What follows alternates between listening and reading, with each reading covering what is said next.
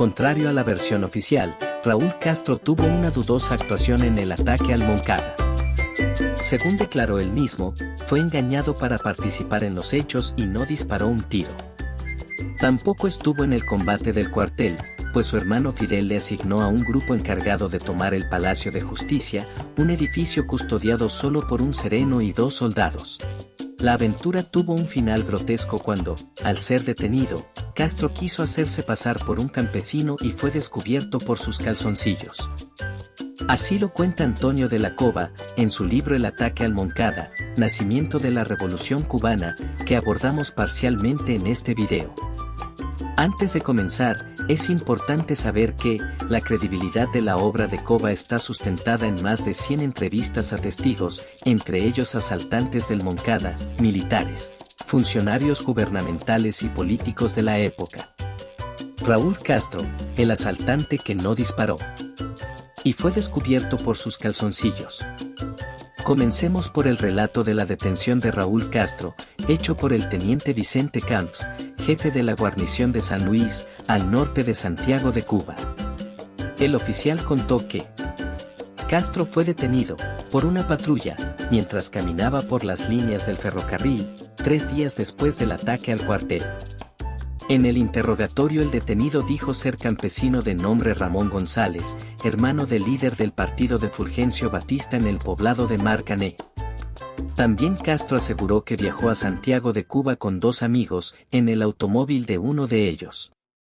Pero Camps no quedó convencido por esa historia, y ordenó al prisionero desvestirse para ver si estaba herido, o tenía en el hombro marcas de haber disparado un fusil. Pese a no hallar lo que buscaba, el teniente notó que, aunque Castro declaró ser un campesino, usaba calzoncillos atléticos, prenda que, debido a los prejuicios, no era utilizada por los hombres de campo, debido a su similitud con la ropa interior femenina.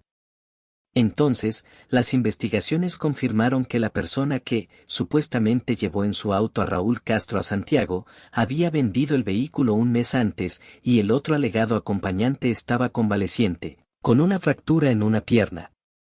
La descripción del verdadero Ramón González tampoco coincidía con el físico de Raúl Castro, quien, confrontado con los hechos, confesó su verdadera identidad y admitió ser uno de los atacantes del Moncada.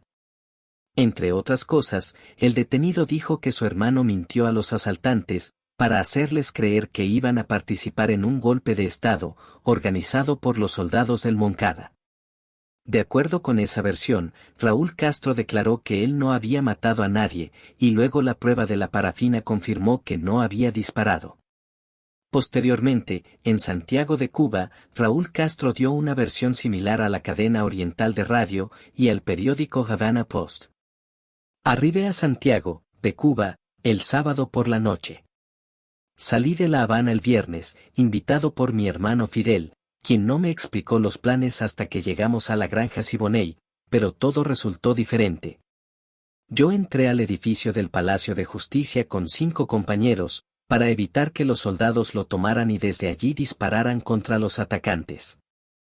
En la granja Siboney nos entregaron uniformes del ejército y armas. Al fallar el plan me deshice del uniforme. Abandoné la ciudad, fui arrestado y llevado a San Luis y al Moncada, donde fui bien tratado en ambos lugares. Estas declaraciones del detenido son muy diferentes a la versión oficial de que, cuando creyó que había muerto su hermano Fidel, asumió toda la responsabilidad y se declaró jefe de la acción. Sin embargo, Castro se contradijo después en el juicio, y al ser increpado por el fiscal declaró: «Soy un simple soldado, a quien se le asignó una posición y un cometido». Existen otras contradicciones en lo declarado por Raúl Castro en distintos momentos, y también más declaraciones de testigos que ponen en duda la pretendida participación heroica en el fracaso del ataque al cuartel Moncada. Si le queda duda, o quiere profundizar en el tema, puede leer otros testimonios en el libro de Cova, y conocerá una visión diferente a la de la propaganda oficial, que presenta como hazaña lo que, sin duda alguna, fue un rotundo fracaso. Y esta es solo una de muchas historias sobre el 26 de julio de 1953, que no quieren que sepamos. Para escuchar un punto de vista diferente al oficial, te invitamos a suscribirte al canal y dejar tus opiniones, comentarios y sugerencias, que también puedes enviarnos por correo a cuba-site@outlook.com.